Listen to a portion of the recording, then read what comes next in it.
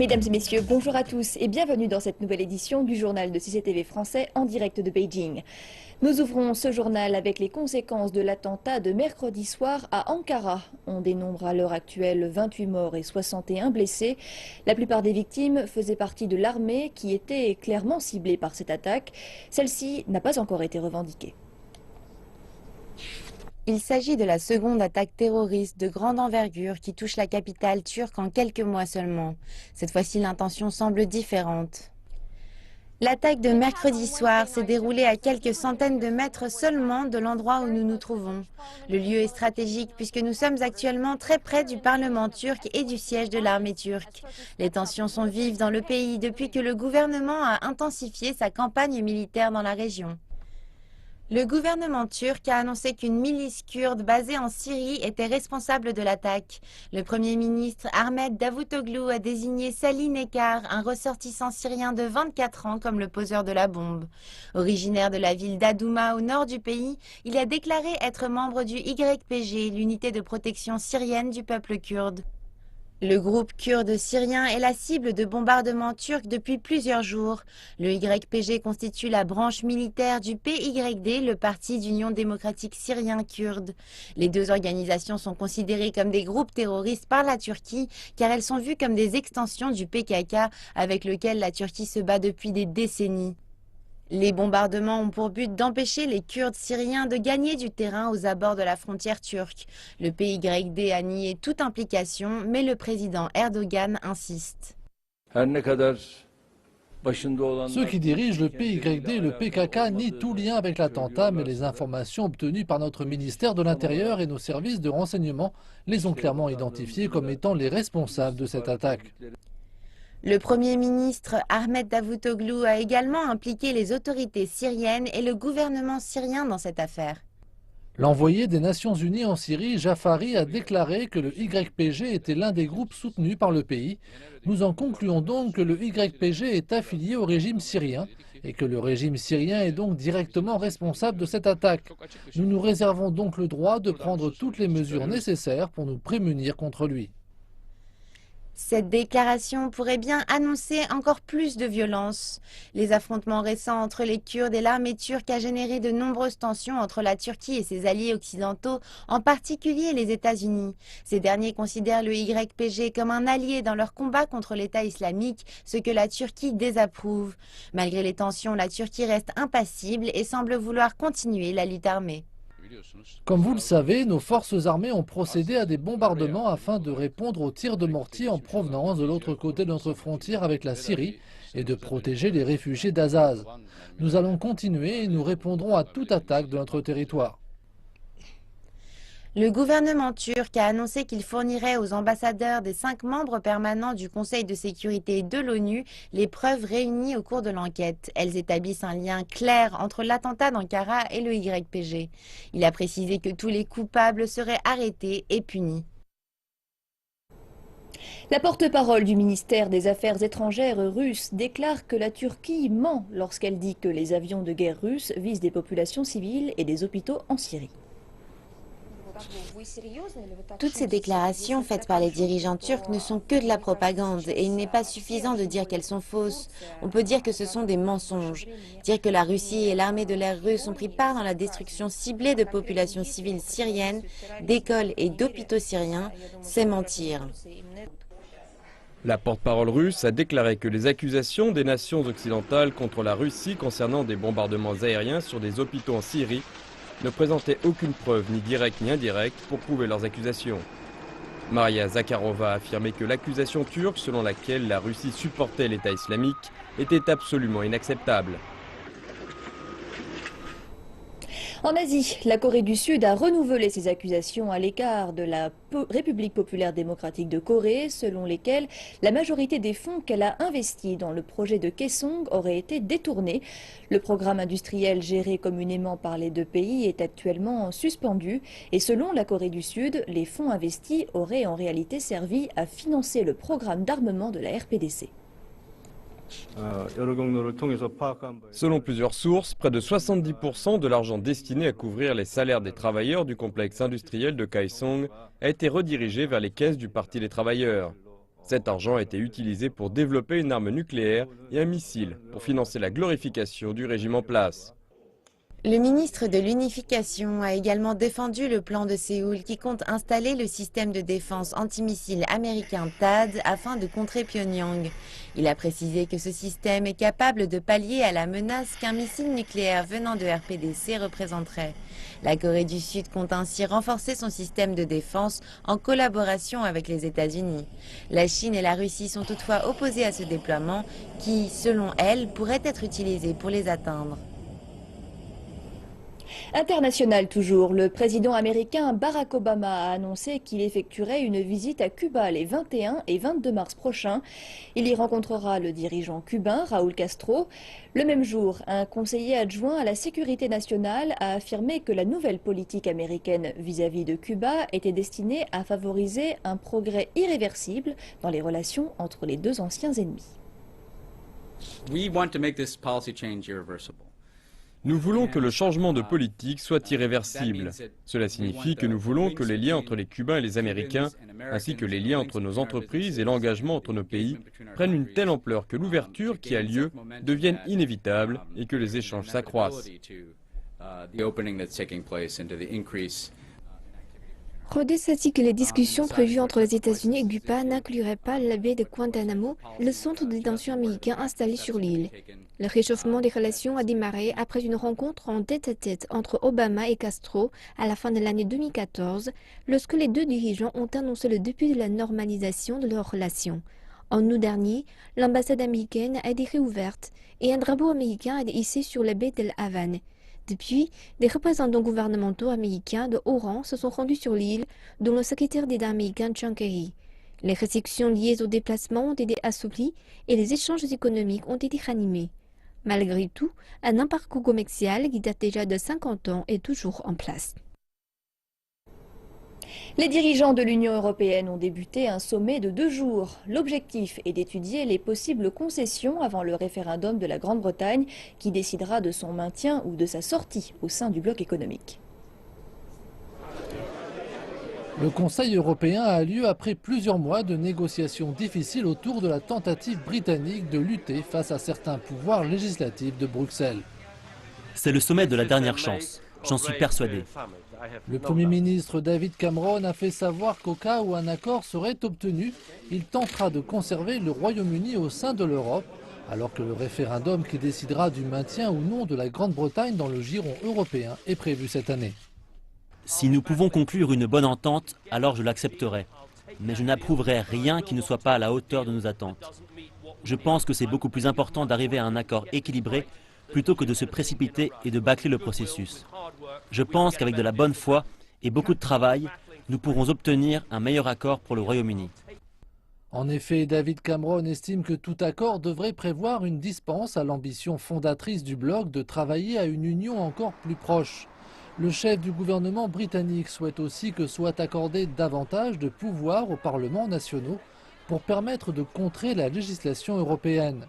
De plus, il veut que soit indiqué que l'euro n'est pas la seule monnaie du bloc européen. Mais on constate énormément de résistance. La France y occupe d'ailleurs une bonne place. Paris est en effet opposé à une plus grande protection du secteur financier clé londonien en accordant aux nations ne faisant pas partie de la zone européenne des pouvoirs accrus destinés à contrecarrer les règlements financiers de l'Union. Londres désire également réduire certaines prestations sociales destinées aux migrants européens. Cette demande a d'ores et déjà été rejetée par 4 pays d'Europe de l'Est. Nous voulons un bon accord, mais pas à n'importe quel prix. En cas d'accord à l'unanimité, vendredi, un référendum pourrait être organisé dès le mois de juin. Nous voulons faire tout notre possible pour que la Grande-Bretagne reste membre de l'Union européenne. Mais au final, ce sont les citoyens britanniques qui décideront. Lorsque la question britannique sera résolue ou repoussée, l'ensemble des 28 dirigeants européens ainsi que le Premier ministre turc devraient se concentrer sur un autre point important, à savoir la crise des réfugiés et les façons de contrôler les frontières extérieures européennes.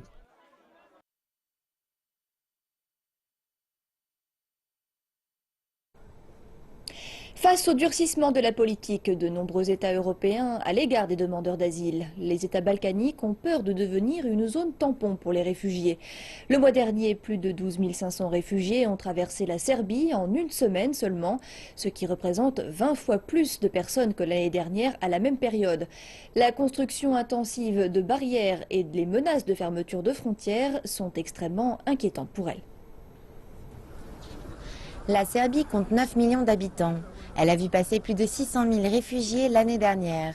La plupart d'entre eux se dirigent vers le nord pour atteindre la frontière hongroise, mais Budapest a rapidement fait construire un mur pour leur bloquer le passage. Cela a poussé les réfugiés vers l'ouest du pays, à la frontière entre la Serbie et la Croatie, qu'ils franchissent avant de passer en Slovénie. Ensemble, ces étapes constituent l'itinéraire qu'on surnomme aujourd'hui la route des Balkans. Cependant, le parti de droite qui a récemment été élu en Croatie a également évoqué la construction d'un mur contre les réfugiés. L'annonce inquiète la Serbie qui a peur de voir son territoire se transformer en un grand camp de réfugiés. Nous ne pouvons pas devenir un camp d'accueil pour toutes ces personnes. Cela est d'autant plus vrai que ces personnes ne souhaitent pas rester en Serbie. Si l'Allemagne, l'Autriche ou tout autre pays ferme ses frontières, nous serons contraints d'en faire de même avec les nôtres. La Serbie a accepté d'accueillir 6 000 réfugiés, mais l'Union européenne demande à Belgrade d'en accepter plus. L'été dernier, un parc de la capitale du pays avait été entièrement occupé par des réfugiés souhaitant se reposer un peu avant de reprendre leur route vers l'Europe. Le souvenir de la guerre civile en Serbie fait que de nombreux citoyens du pays compatissent avec le sort des réfugiés, mais les sondages révèlent que moins de 10% d'entre eux souhaitent qu'ils restent. La frontière située au sud du pays constitue une autre source de préoccupation. Hors champ, un officier de police serbe nous a confié que le manque d'effectifs est un sérieux problème. La police serbe doit couvrir les vastes plaintes qui s'étendent entre la Macédoine et la Serbie, mais le manque de moyens humains pour patrouiller dans la zone la rend vulnérable aux passeurs. Maintenant que des restrictions quant aux migrations ont été mises en place, de plus en plus de réfugiés empruntent des routes parallèles où les distances de marche sont plus importantes et ont recours à des passeurs. Seuls ceux venus de Syrie, d'Irak et d'Afghanistan ont le droit d'entrer en Serbie. Ce critère pousse de nombreux autres réfugiés à entrer illégalement dans le pays qu'ils doivent traverser pour atteindre l'Europe. Peu d'entre eux demanderont l'asile ici. L'économie serbe fait partie des plus démunies du monde selon l'indice de pauvreté de Bloomberg. De plus, la Serbie ne fait pas partie de l'Union européenne et ne reçoit donc aucun soutien financier de sa part.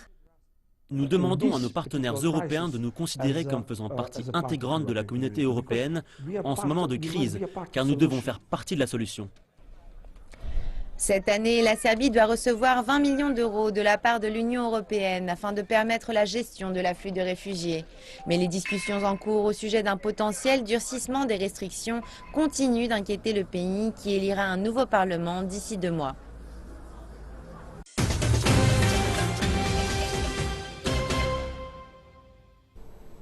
Merci de rester en notre compagnie pour la seconde partie de cette édition. C'est maintenant l'heure de notre rubrique Aujourd'hui la Chine, présentée par Julie. Julie, bonjour. Bonjour. Pouvez-vous nous dire ce qui fait la une de l'actualité aujourd'hui en Chine, s'il vous plaît? Pour commencer, nous recevons aujourd'hui un invité spécial à CCTV. Le président chinois Xi Jinping a rendu visite à 3 sièges de médias nationaux à Beijing. Il a encouragé le personnel à garder les 2 pieds sur terre et à produire des reportages qui répondent à la demande du public. Au quotidien du peuple, le président Xi a présenté ses vœux au public à travers un message audio dans une publication de la plateforme des nouveaux médias. À l'agence de presse Xinhua, le président Xi a eu une discussion vidéo avec un journaliste qui enquête sur les performances de représentants locaux du parti dans un village provincial. Le président Xi a appelé les journalistes à continuer de creuser et à trouver des informations de première main sur des sujets comme celui-ci, car c'est dans l'intérêt du public et du parti. Le président Xi nous a également rendu visite ici à la télévision centrale de Chine et a participé à une vidéoconférence avec CCTV America à Washington. Il a félicité la chaîne dans ses efforts pour proposer 5 heures de contenu original par jour au cours de ses 4 années de fonctionnement. Pendant ce temps-là, les risques déflationnistes menacent toujours la Chine. Les experts en économie nous ont livré leurs commentaires sur les perspectives des deux principaux indices, IPC et IPP, pour cette année et sur la manière dont les dirigeants chinois tentent de répondre à la situation actuelle. Une demande intérieure encore faible, à laquelle s'ajoutent des prix des principales matières premières au plus bas. Le risque de déflation n'a jamais autant menacé l'économie chinoise. Malgré un indice des prix à la consommation affichant une croissance moyenne d'1,4% par rapport à l'an dernier, le chiffre reste encore malheureusement loin de l'objectif de 3% de croissance fixé par le gouvernement en 2015. Et l'indice ICP restera selon toute vraisemblance à un niveau relativement bas en 2016. La demande intérieure reste globalement faible et malgré cela, nous n'assistons pas à une importante dévaluation de la monnaie. Bien au contraire, nous constatons que le taux de change réel dollar-renminbi est resté fort. Ainsi, tout porte à croire que la hausse de l'indice des prix à la consommation sera très limitée et se situera aux alentours des 1,5 à 2% pour l'ensemble de l'année. Les cycles déflationnistes poussent les consommateurs à contenir leurs achats et incitent les entreprises à repousser leurs projets d'investissement en raison de la crainte d'une poursuite de la baisse des prix. La Banque centrale chinoise est quant à elle plus optimiste, en annonçant que les prix à la consommation devront encore augmenter de 1,7% en 2016, alors que selon les dernières prévisions, l'indice des prix à la production devrait baisser par rapport à l'année dernière d'environ 1,8%. Une chose est sûre, l'indice des prix à la consommation restera à un niveau très faible, à savoir en dessous des 2%, probablement aux alentours des 1,6-1,7%, comme l'indiquent certaines prévisions. Cependant, l'activité manufacturière et les prévisions de carnet de commandes ne laissent pas encore entrevoir de reprise à court terme, aggravant toujours plus la situation. L'indice officiel PMI des directeurs d'achat est tombé à 49,4 en janvier, alors qu'il était encore tout proche des 50 points au mois de décembre dernier, seuil marquant la croissance ou la contraction de l'activité économique. Il s'agit là de la baisse la plus marquée depuis le mois d'août 2012. Elle marque clairement la pression qui pèse sur le niveau des prix, ainsi que les surcapacités dans les secteurs clés de l'économie chinoise, tels que la production d'acier et d'énergie. Deux géants chinois du transport maritime sont tombés d'accord sur une fusion. Après 8 mois de préparation, COSCO, la China Ocean Shipping Group Company et China Shipping Group ont annoncé l'établissement du China COSCO Shipping Group à Shanghai. C'est le plan de fusion chinois le plus complexe. Depuis la crise financière de 2008, l'industrie du transport maritime a été tirée vers le bas et il n'y a pas de signe significatif de reprise. Le Baltic Dry Index ou index de la Baltique a chuté récemment de plus de 10 000 points à 300 points. De nombreuses entreprises de transport maritime se sont effondrées. COSCO et China Shipping ont également traversé une période difficile. C'est pourquoi ces deux géants du transport maritime doivent travailler ensemble pour traverser l'hiver. La pression de la compétition était à la fois internationale et domestique. Le chevauchement des activités entre COSCO et China Shipping était évident. Ils étaient tous deux dans les transports et la location de conteneurs dans les ports et les pétroliers. Ils étaient donc en compétition entre eux avec les autres concurrents internationaux. Des ressources nationales étaient donc laissées en désordre et gâchées. 4 entreprises au sein de ces deux géants prendront en charge les différents aspects de l'activité. COSCO deviendra une pure entreprise de transport maritime de conteneurs, la 4e plus importante du monde. China Shipping Development se concentrera sur le transport de pétrole et de gaz, ce qui en fera la 2e plus importante dans le monde. COSCO Pacific achètera à China Shipping Container Lines des actifs portuaires et pourra se vanter d'avoir le débit de production le plus élevé de la planète. Cette restructuration va permettre de réduire la concurrence irrationnelle entre ces deux géants qui bénéficieront d'importantes économies d'échelle et pourront se concentrer sur la concurrence internationale. Après la restructuration, la combinaison China-COSCO Shipping prendra une part de marché plus importante et sera capable de devenir une voie dominante dans les alliances avec les autres grandes entreprises de transport dans le monde. L'entreprise aura par exemple son mot à dire sur l'organisation d'une alliance et sur la façon de répartir les voies de transport. Mais pour le moment, le plan de restructuration est surtout un geste d'intention. Le plan de mise en œuvre détaillé n'a pas encore été présenté. Apple, géant technologique, vient d'offrir son service de paiement mobile en Chine. Bien que dans ce pays, le marché doive être difficile à percer face à la domination de concurrents chinois déjà bien établis, l'entreprise basée à Cupertino affirme que la Chine pourrait être le plus grand marché du monde pour Apple Pay. Apple Pay est enfin disponible aux fans chinois de la marque à la pomme, mais il aura quand même fallu 2 ans après son lancement aux États-Unis pour que le système soit adopté en Chine. Il y a à peine 2 mois, l'organisme China UnionPay s'alliait à Apple et annonçait officiellement son projet d'ouvrir Apple Pay au marché chinois au début de l'année lunaire du singe. Aussitôt, l'Internet chinois s'était emparé de la nouvelle. C'est le début d'une nouvelle grande étape des paiements mobiles. Enfin, je peux tout acheter avec un simple téléphone. Alipay doit évoluer davantage. Ne courbez pas les chines face aux marques étrangères. Alors que les terminaux de points de vente dominent déjà le secteur des paiements hors ligne, pour certains experts, le partenariat avec Apple Pay exercera une pression plus forte sur Alipay et WeChat, des concurrents moins présents en magasin que les terminaux de China UnionPay. Comment utilise-t-on Apple Pay? Profitons de ma première tasse de café de la journée pour comprendre. Contrairement aux autres systèmes de paiement, le consommateur n'a qu'à approcher son téléphone d'un terminal de paiement compatible avec UnionPay QuickPass. Enfin, il approuve le paiement en faisant reconnaître son empreinte digitale par son téléphone mobile. Le paiement a été réalisé. Dans certains commerces, on continue à demander aux clients de saisir leur code de sécurité pour que la transaction puisse être finalisée. Mais d'après China UnionPay, dans un avenir proche, le mot de passe ne sera plus nécessaire pour les transactions inférieures à 300 yuan, soit une quarantaine d'euros. Pour moi, le paiement s'est fait très rapidement, mais Apple Pay ne réduit pas la file d'attente. La magie derrière Apple Pay est une technologie appelée NFC en anglais et CCP en français, la communication en champ proche. La CCP permet à 2 équipements électroniques de communiquer entre eux en les approchant de moins de 4 cm. Ici, l'iPhone est compatible CCP, tout comme le terminal UnionPay, aussi simple que ça.